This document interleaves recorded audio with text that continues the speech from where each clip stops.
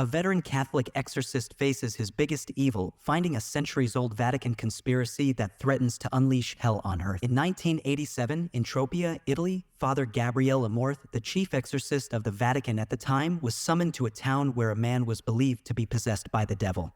The local priest claimed that the man displayed typical signs of possession, like speaking in English, even though he had never spoken that language before. When Father Amorth arrived, the supposedly possessed man saw him and proudly declared himself to be Satan. This made Father Amorth suspicious of the whole possession claim, so he decided to simply sit down and talk with the individual. He asked the man claiming to be Satan what his name was and to describe hell, but the man avoided his questions by threatening to harm him. To test the man's powers, Amorth showed him a St. Benedict medal but saw no reaction in the man's eyes. He then taunted the man's abilities until he tricked him into possessing a pig to demonstrate his power. However, a villager shot the possessed pig dead. After the incident, Amorth was able to calm the man down. The devil is no longer present, and a few weeks later, Julia and her two children, Amy and Henry, arrive at an old Spanish abbey called San Sebastian Abbey in Castile, Spain. This abbey was inherited by Julia's late husband before his sudden death about a year ago. Amy is unhappy about moving to Spain, but Henry is not rebellious like her. However, he does not have any influence in this matter because he has not spoken since his father passed away. When they arrive at the abbey, Julia mentions that it is not too bad, but Amy sarcastically remarks that it is actually cozy. After that, the two children begin searching for their rooms while Julia is introduced to Father Escobel by the supervisor. The priest explains that he is actually waiting to personally greet the family and welcome them to the diocese. Julia expresses gratitude and reassures that they are being cautious in maintaining the abbey's original structure, taking into consideration both her husband's family name and the church. Soon after, while Amy is brushing her teeth, she hears a knocking sound. Initially, she ignores it, but when it persists, she asks her brother to stop and leave her room. Suddenly, there is another knock at the door, and Amy finally decides to knock back in response. Surprisingly, Henry is already moving around the house at the same time as the knocking. This makes Henry doubt if he was the one who knocked for the third time. As the story continues, the boy goes down to the basement and starts hearing eerie sounds. He then notices a hole in the wall and sees a seal that appears to be slowly breaking apart. Julia is upstairs and she's searching for Henry. She asks Amy for help, but Amy is still mad at her. Julia then tells Amy that they have no money left except for the abbey, which is their only property. However, she promises that once the reconstruction of the abbey is done, they will sell it and return to America. In the meantime, Julia asks Amy to assist her with her younger brother. In particular, when attempting to make him speak, Amorth encounters problems in Rome, Italy. He is facing consequences for something he did a month ago in Tropea. Cardinal Sullivan, who is in charge of the church tribunal, is unhappy with Amorth's actions because he did not have permission from his superior.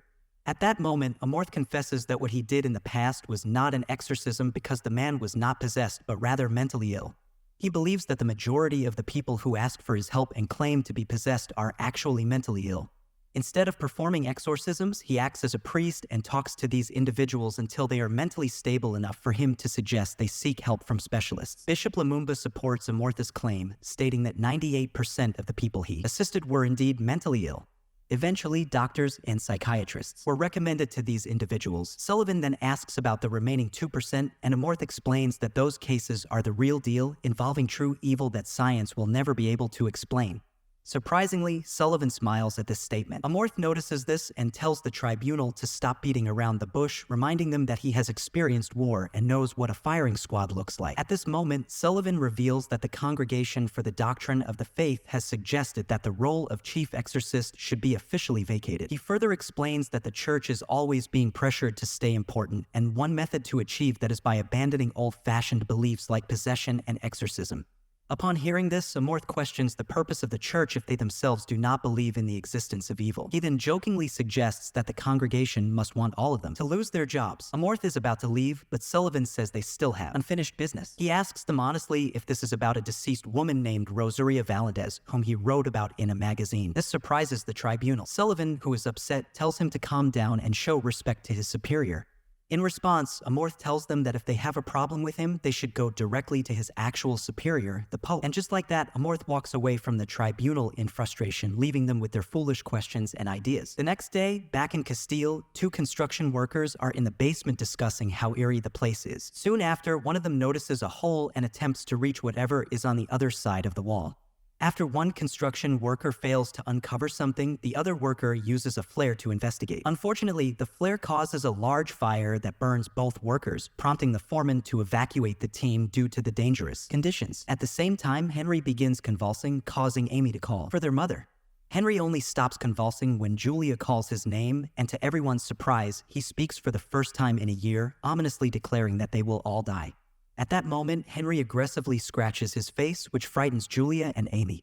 They quickly brought him to the hospital. However, the doctor examines Henry and finds no issues based on the tests conducted. Julia, not surprisingly, finds it hard to believe given what she witnessed. In response, the doctor asks if Henry has experienced any recent traumatic events, and Julia informs them about his father. The doctor then asks how Henry has been behaving, and Julia mentions that he hasn't spoken since the incident until recently. The doctor observes that this could be a sign of psychosis. After the doctor quickly leaves, he only gives Julia sedatives to use in case Henry tries to harm himself again. Later that night, the power in the abbey is suddenly cut off, and Amy discovers that someone intentionally shut it down.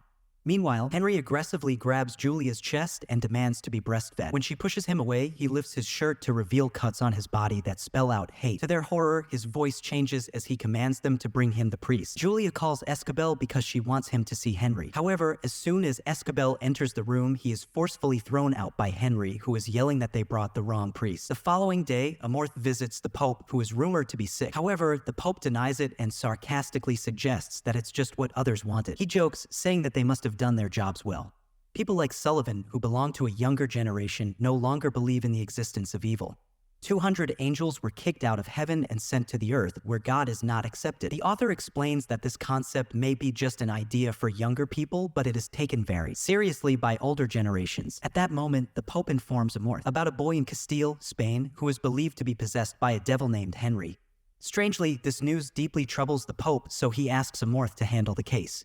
The Pope is saying that something happened at San Sebastian Abbey, a place that has caused many troubles for the church in the past. He believes there is a strong presence of evil there, and only Amorth can handle it. Amorth looks into the files about Henry and the Abbey and reads a message that says our sins will catch up to us. After that, Father Amorth immediately goes to Spain. He went to meet Henry and his family, but when he arrived at the Abbey, he noticed a well in the garden. Soon after, a man named Escabel approached him. Escabel mentioned that he had read all of the articles that the man had written. The man, Amorth, then said that Escabel should also read his books because they are good. Escabel then introduced Amorth to Julia and Amy. Right now, Julia is wondering why the church is sending priests and why they are interested in her son's case. Amorth explains that he is just here to check on Henry and suggest ways to help him, but the final decision is still up to her.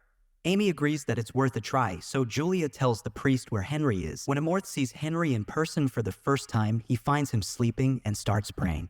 Henry wakes up and tells Amorth that prayers are useless in this place. Amorth quietly reveals the San Sebastian medal to Henry and notices that Henry's eyes resemble those of the devil. Amorth then asks the devil for its name and why it has possession of Henry. The devil replies that it is Amorth's worst fear and enjoys causing harm to innocent children. Surprisingly, the devil also expresses a desire to challenge Amorth as an exorcist and claims that it is here specifically for him.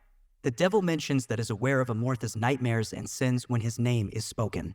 In a flashback, Amorth was involved in a war against the Germans as a member of a partisan group. During an ambush, Henry vomits a bird that Amorth recognizes. Amorth informs Escabel, who is outside the room, that they are dealing with a formidable devil. Amorth believes that the devil's knowledge determines its ranking in their hierarchy. He then tells Julia that her son is being influenced by a very strong devil, so if they take him out of the Abbey, Henry's life will be at risk. Amorth suggests that Henry might have experienced some traumatic event, which can make him vulnerable to the devil. It is later revealed that when Julia's husband died in a car accident, their son Henry was with him and witnessed his father getting impaled. During this time, Amorth advises Julia to hold onto her faith, as a mother's love is similar to God's love. Meanwhile, Amy hears the knocking sound again and goes to see how Henry is doing. To her shock, Henry eerily tells her that he is in hell, causing her to hastily return to her room. Suddenly, the phone starts ringing, and things get even more frightening when she hears her father say that everyone is going to die. Feeling scared, Amy quickly goes to her mom and tells her about her dad's message. After hearing this, Amorth suggests that they take a break while he and Escabel deal with the devil. Eventually, Amorth tells Escabel that Henry won't be able to survive much longer with the devil. In his body, there is a demon that needs to be identified so it can be expelled. Before entering the room, Escabel confesses his sins to Amorth, mentioning that it has been 8 months since his last confession. The two priests then enter the room to make the demon reveal its name. While they are praying, the power unexpectedly goes out and Amorth sees Rosaria in front of him, warning him that his sins will come back to haunt him. Amorth admits that he believes his sins have already been forgiven by God, but Rosaria disagrees and says that he is the one who can't forgive himself. Then the devil taunts Escobel about his secret relationship with Odadella. This makes Escobel angry and he attacks Henry. However, Amorth intervenes and explains that this is exactly what the devil wants. Before the priests move in, the devil tells Amorth that he fell for a trap and that the Holy Church will fall apart from within. Meanwhile, Escobel confesses to Amorth that Adela was the love of his life, but she wanted him to choose her over being a priest, which he couldn't do. He lied to her because his love for God was stronger than his love for Adela. Amorth blesses him and reassures him that God will forgive him. Escobel asks about Rosaria, and Amorth responds by saying that she is the girl he should have helped earlier. Amorth believes that the devil inside Henry is powerful enough to sense their guilt and use it as a way to distract them. At this moment, Amorth recalls the devil's words about him falling into the trap. At that moment, he suddenly understands that the devil has a bigger plan than it initially. Because of this realization, he tells Escobel to stay outside Henry's room while he goes to inspect the well in the garden. When he reaches the well, Amorth is surprised to see the Vatican seal on the lid. He opens it and finds that the well is constructed with multiple dead bodies, gas storage, and another seal at the bottom. Meanwhile, inside the abbey, Julia and Amy are both attacked by a devil. When Amorth returns, he finds Escobel bleeding from being bitten by Henry. They hear the women screaming loudly, so Amorth helps Julia while Escobel saves Amy. Afterwards, they bring the ladies to the chapel to rest comfortably. Soon, Amorth takes Escobel back to the well to show him something he found. To his surprise, they discover the seal there. The Spanish Inquisition was a very dark period in church history. It was discovered that the bodies found in the well were those of people who refused to convert. Amorth believes that there may be more bodies hidden beneath them, so they decide to explore the basement. In the basement, they find a hole in the wall where another Vatican seal, the same one Henry had seen earlier, is embedded. The two priests forcefully open something, and it takes them to an underground burial chamber. Inside, they find the dead body of the previous cardinal protector locked in a cage. Amorth, one of the priests, explains that the cage is not a prison but is actually keeping the devil, whom he was trying to exorcise, away from the body. They continue exploring, and Amorth looks for a key on the corpse. Eventually, they unlock a gate that leads to a room that looks like a throne room. Meanwhile, the Pope finally understands the type of devil Amorth is facing. He had difficulty breathing and had to go to the hospital. At the same time, Julia woke up and realized that Amy was gone. Expecting the worst, she took sedatives and went to Henry's room, where she found out that Amy was also being controlled by the devil. When they returned to the two priests, they found another dead body, and Amorth identified him as Friar de Ojeda. One of the most well-known exorcists in history, Amorth opens his journal, which is marked with the seal of the Spanish Inquisition. He and his companion, Escobel, find out that after they failed to remove a powerful devil from Segovia, it took control of the exorcist's body. The possessed exorcist then carried out all the terrible acts that occurred during the Inquisition in the name of God. The church tried to hide and suppress the truth about something. The devil warned them that the truth would eventually come out. They discovered a world map with certain places marked in red. Referring to a passage in the Bible, Amorth realizes that San Sebastian Abbey is one of the 200 places on earth where God is not accepted. Eventually, they uncover the name of the devil who has possessed Henry, which is Asmodeus, the ruler of hell. Escobel recalls that in the past, the devil was seeking a specific priest, who happened to be Amorth. Because of this, they suspect that Asmodeus wants to repeat history by possessing another exorcist in order to undermine the Vatican and create chaos in the world. However, since they now know the devil's name, they are ready to perform a final exorcism on Henry to remove Asmodeus from him. Before his death, Amorth desires to confess his deepest regret. In 1942, during an ambush, everyone in his unit perished except for him. This left a young Amorth questioning why he was the only one spared by God. Eventually, he came to understand that his purpose was to serve God and his people. However, when it truly mattered, Amorth was unable to fulfill his duty. One day, Amorth was contacted by Rosaria's family because she claimed she was possessed. However, Amorth realized that she was actually suffering from mental illness, not possession.